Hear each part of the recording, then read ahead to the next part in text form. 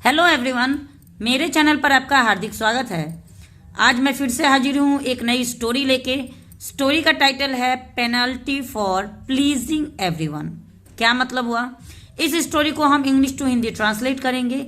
एक एक वर्ड का हिंदी अर्थ मैं आपको बताते जाऊंगी, साथ में उनका करेक्ट प्रोनाउंसिएशन भी बताते जाऊंगी, और बीच में जो भी ग्रामर का पार्ट होगा उसको भी हम डिटेल में सीखेंगे। तो वीडियो को बिल्कुल भी स्किप मत करिएगा, वीडियो ध्यान से देखिएगा और जो भी स्ट्रक्चर इसमें बताया जाएगा उसको भी आप जरूर नोट करिएगा। तो चलिए स्टार्ट करते हैं। सबसे पहले स्टोरी का टाइटल देखते हैं, पेनल्टी फॉर प्लीजिंग एवरीवन। क्या मतलब हुआ? तो देखिए, पेनल्टी का मतलब होता है दंड, फॉर मतलब के लिए, प्लीजिंग एवरीवन का मतलब होता है खुश करना सभी को, यानी सभी को खुश करने के लिए दंड। ये आज की हमारी स्टोरी का शीर्षक है। अब मैं स्टोरी को रीड करने जा रही हूँ। मेरी रिक्वेस्ट है आपसे, अगर वीडियो अच्छा लगे तो लाइक जरूर करिएगा। चैनल पे अगर पहली बार मेरा वीडियो देख रहे हैं तो चैनल को सब्सक्राइब भी कर लीजिएगा। तो चलिए स्टार्ट करते हैं। A father and a son. A father का मतलब होता है एक पिता, एंड एक कंजंक्शन है जो दो वर्ड को जोड़ने के लिए यूज किया जाता है। ए सन यानी एक बेटा। तो यहाँ पे एक पिता और एक बेटा। Who was sitting on a donkey were going to the market. तो देखिए, ये जो वाक्य है ये पास्ट कंटिन्यूअस का वाक्य है। तो जब भी हम पास्ट कंटिन्यूअस में कोई एफर्मेटिव वाक्य बनाते हैं तो वहां पे हमें वाज या वर के साथ वर्ब के फोर्थ फॉर्म का यूज करना होता है। यहाँ पे आप देख सकते हो वाज के साथ वर्ब के फोर्थ फॉर्म का यूज किया गया है। यहाँ पे सिट वर्ब का फर्स्ट फॉर्म है, इसके साथ हम आईएनजी का भी यूज करते हैं। आप ऐसे भी समझ सकते हैं अगर आपको फोर्थ फॉर्म नहीं समझ में आता है। बहुत से लोग वर्ब का सिर्फ थ्री फॉर्म याद करते हैं, फोर्थ फॉर्म याद नहीं करते हैं। तो उनके लिए एक ट्रिक होता है कि वर्ब के फर्स्ट फॉर्म में ही आईएनजी जोड़ देने से वर्ब का फोर्थ फॉर्म बन जाता है। तो देखिए, इस पूरे सेंटेंस का क्या मतलब हुआ। एक पिता और एक बेटा, हु वाज सिटिंग यानी जो बैठे थे, ऑन ए डोंकी। डोंकी का मतलब होता है गधा। ऑन एक प्रीपोजिशन है, ऑन का मतलब होता है पर। एक पिता और एक बेटा एक गधे पर बैठा हुआ था। Were going to the market. Were के साथ गो वर्ब का फर्स्ट फॉर्म है और इसके साथ आईएनजी का यूज किया गया है। इसका मतलब हुआ, गो का मतलब होता है जाना, गोइंग मतलब जा रहे थे। वेर का यूज किया गया है तो थे लगेगा। गोइंग का मतलब जा रहे। टू द मार्केट मतलब बाजार में। तो इस पूरे सेंटेंस का क्या मतलब हुआ? एक पिता और एक बेटा जो गधे पे बैठे हुए थे, दोनों बाजार जा रहे थे। अगला देखते हैं। On their way a girl who saw them said, how bad is this boy. क्या मतलब हुआ? तो देखिए दोस्तों, ये जो वाक्य है ये पास्ट इंडेफिनिट का एफर्मेटिव वाक्य है। तो पास्ट इंडेफिनिट में जब भी हम कोई एफर्मेटिव वाक्य बनाते हैं तो वहां पे हमें वर्ब के सेकेंड फॉर्म का यूज करना होता है।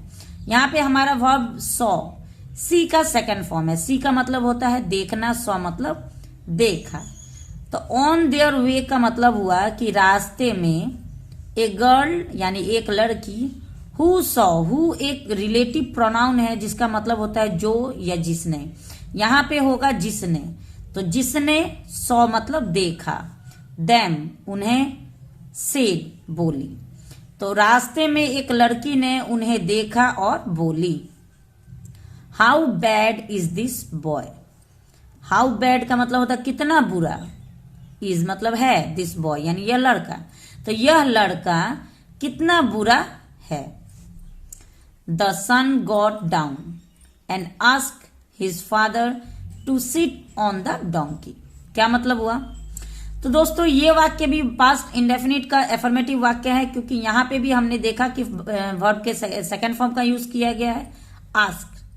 आस्क का मतलब होता है कहना या पूछना। आस्क का मतलब तो कहना होता है, पूछना होता है। ईडी लगाने के बाद होगा कि पूछा या कहा।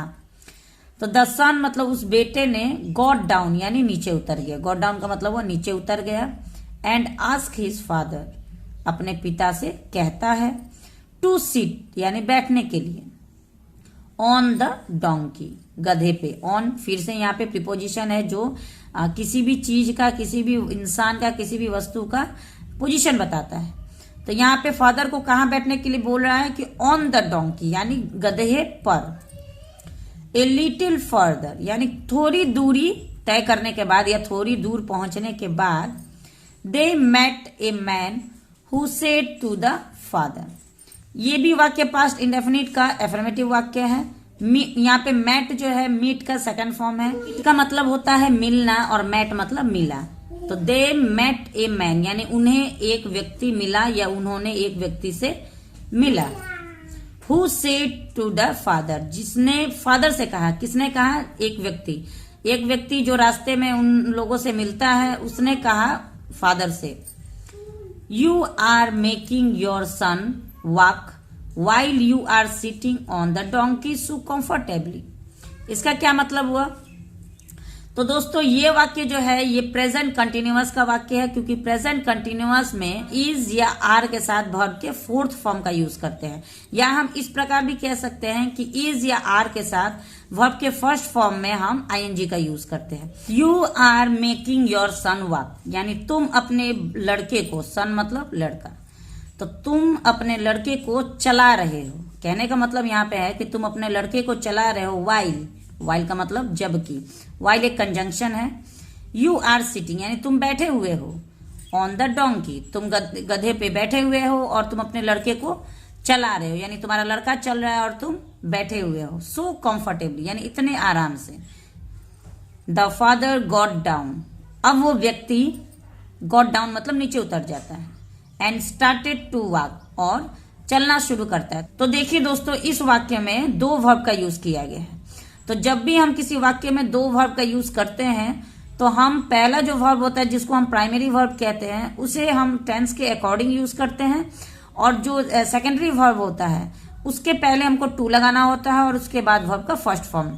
यहाँ पे आप देख सकते हैं ये जो स्ट्रक्चर है स्टार्टेड टू वॉक, यानी कि जब हम एक ही वाक्य में दो कार्यों को दिखाना चाहते हैं, दो काम को, तो वहां पे हमको इस प्रकार का स्ट्रक्चर बनाना पड़ता है। पहले को हमको टेंस के अकॉर्डिंग यूज करना है, उसके बाद टू लगाना है और तब वर्ब का फर्स्ट फॉर्म ही लगाना है। इस बात पर भी आप ध्यान दीजिएगा, कभी भी यहाँ पे वर्ब का सेकंड फॉर्म थर्ड फॉर्म नहीं लगता है, फर्स्ट फॉर्म ही लगाना होता है। स्टार्टेड टू वॉक यानी चलना शुरू किया। बिसाइड हिज सन यानी जो लड़का, उनका बेटा जो चल रहा था पैदल, वो गधे पे बैठा हुआ था। अब क्या हुआ कि वो भी उस व्यक्ति का बात सुन के कि तुम्हारा लड़का चल रहा है और तुम बैठे हुए हो, तो उस व्यक्ति का बात सुन के वो भी उतर जाता है और अपने लड़के के साथ चलने लगता है। सून तभी दे मेट अनदर मैन, तब वो क्या करते हैं कि तब तक थोड़ा देर आगे बढ़ते हैं तो कुछ एक दूसरे व्यक्ति से मिलते हैं। अनदर मैन मतलब दूसरा व्यक्ति से मिलते हैं। हु सेड टू देम, अब वो व्यक्ति क्या कहता है? You both are making the donkey walk so much. अब ये कह रहा है कि तुम दोनों, यू बोथ मतलब तुम दोनों, आर मेकिंग द डोंकी यानी कि अब तुम दोनों गधे को कितना चला रहे हो। सो मच यानी अपने तुम लोग चल रहे हो और साथ में उस बेचारे गधे को भी कितना चला रहे हो। It must be so tiring, यहाँ पे इट जो है एक प्रोनाउन है जो कि डोंकी के लिए यूज किया गया। हम कभी भी किसी भी व्यक्ति के लिए ही का यूज करते हैं, किसी औरत के लिए, लड़की के लिए शी का यूज करते हैं, और किसी एनिमल के लिए ईट का यूज किया जाता है, या किसी नॉन लिविंग थिंग के लिए ईट प्रोनाउन का यूज करते हैं। यहाँ पे ईट प्रोनाउन जो है ये एक डोंकी के लिए यूज किया गया है। It must be so tiring, ये कितना थका देने वाला बात है कि तुम लोग खुद भी चल रहे हो और बेचारे उस गधे को भी कितना थका रहे हो चला चला के। Both of them without giving another thought tied to the donkey upside down to a long bamboo and carried him. क्या मतलब हुआ? तो देखिए बोथ ऑफ देम का मतलब अब उन दोनों, विदाउट गिविंग अनदर थॉट यानी बिना कुछ दूसरी बात सोचे समझे। टाइड, यहाँ पे टाइड जो है वर्ब का सेकंड फॉर्म है टाई। टाई का मतलब होता है बांधना और टाइड मतलब बांधा। तो अब दोनों बाप बेटे ने क्या किया कि बिना कुछ सोचे समझे टाइड द डोंकी यानी उस गधे को बांध दिया। अपसाइड डाउन यानी कि ऊपर की तरफ बांध के लटका दिया। To a bamboo long bamboo, एक लंबे बांस में बांध के लटका दिया। एंड कैरिड हिम, और अब उस गधे को ये लोग टांग के चल रहे हैं। ऑन द वे, रास्ते में। हुज एवर सॉ देम, जिसने भी। सॉ सी का सेकेंड फॉर्म सॉ होता है। सी मतलब देखा, सी मतलब देखना और सॉ मतलब देखा। तो रास्ते में जिसने भी देखा, देम मतलब उन्हें, ब्रोक इनटू लाफ्टर, इसका मतलब वो लोग हंसने लगे। लाफ्टर मतलब हंसना होता है। The laughter frightened the donkey. ये वाक्य भी पास्ट इंडेफिनिट का अफर्मेटिव वाक्य है। वर्ब के सेकंड फॉर्म का यूज किया गया है फ्राइटेंड। फ्राइटेंड का मतलब होता है डर गया। द लाफ्टर यानी कि जब लोग हंसने लगे तो लोगों का हंसना। फ्राइटेंड यानी डरा दिया। द डोंकी यानी गधे को डरा देता है। इट किक्ड हार्ड, अब वो तेजी में पैर हाथ चला रहा है। And got its feet loose, और अपना पैर धीरे धीरे चलाते चलाते लूज कर लेता है।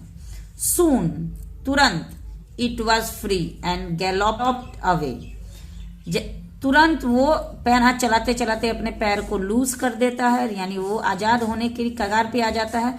और गैलोप्ड का मतलब होता है सरपट, सरपट के धीरे से दौड़ जाता है। अवे मतलब उन लोग की पहुंच से धीरे से दौड़ के अपने आप को फ्री कर लेता है, आजाद कर लेता है। जैसा कि आप लोग फिगर में देख सकते हैं, देखिए दोनों पहले गधे पे बैठे हुए थे। गधे पे बैठ के वो लोग चल रहे थे, लेकिन लोगों की कहा सुनी बात सुन सुन के यहां तक ये लोग पहुंच गए। पहले तो दोनों बैठे हुए थे, एक लड़की ने कह दिया इस लड़के को, तो ये लड़का उतर के चलने लगा। बाप को कह दिया कि चलो पिताजी आप बैठ जाओ गधे में, मैं पैदल चल लूंगा। फिर किसी व्यक्ति ने कहा कि बच्चा को पैदल चला रहा है, खुद बैठा हुआ है, तो वो भी उतर के दोनों पैदल चलने लगे। फिर किसी ने कहा कि अरे दोनों चल रहे हो, साथ ही में गधा को भी चला रहे हो। तो अब ये लोग क्या किए कि इसको टांग ही लिए, और टांगने के बाद क्या हुआ, लटकाने के बाद क्या हुआ कि ये गधा भी इनके हाथ से छूट गया और ये फ्री हो गया, यानी आजाद हो गया, भाग गया इन लोग की पहुंच के बाहर।